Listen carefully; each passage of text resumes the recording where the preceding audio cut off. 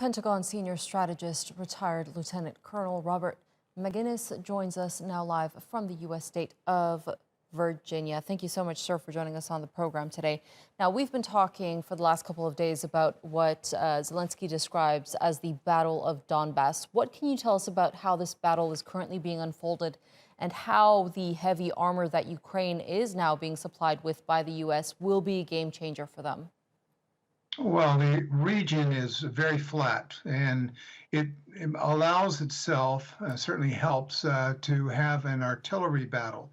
The issue is, of course, the Russians have far more artillery than do the Ukrainians. Now, as you'll recall, President Biden is sending 72 155 millimeter howitzers to the Ukrainian army, along with 140,000 rounds of ammunition and uh, you know, radar systems that can pinpoint where an enemy artillery unit may be. So yeah, it's going to be an artillery battle, I'd argue. The Russians have really lost more than 500 tanks in the initial effort north of Kyiv. And so they're going to do their best to use their indirect fire and perhaps some cruise missiles as well to defeat the hard dug-in Ukrainian forces along that line that goes from Kharkiv all the way to the southwest. So it could be an extended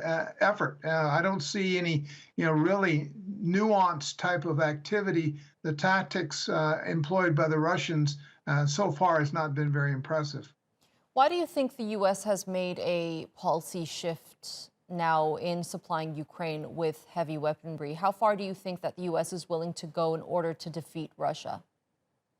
A fair question, and it's hard to know exactly. I was somewhat set back by what Secretary Austin said at Ramstein Air Force Base over the last couple of days, and that is the intent now is to weaken Russia so that they wouldn't continue their efforts, whether it be toward Moldova or to Poland or even to the Baltic region. So it would appear as if there is a sense that Russia can be defeated by the Ukrainians in the current effort, and that would, of course, perhaps satisfy NATO's best interest without expanding the war.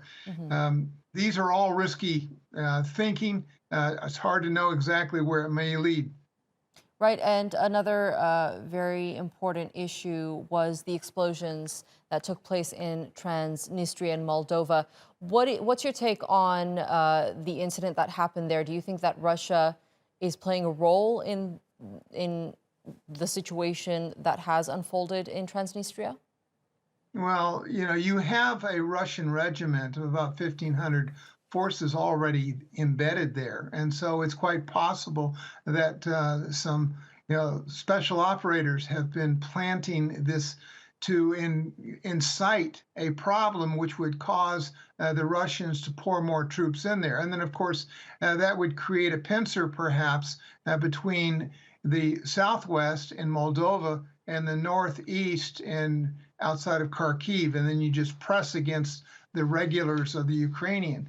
So, a host of things are going on. Now, keep in mind, as the Russians are doing this, you find that Ukrainian special operators are going inside Russia and going after ammunition facilities, petroleum facilities, and the like. So the expansion of the war is something that could very rapidly happen, and it appears as if we're well on the way to that occurring.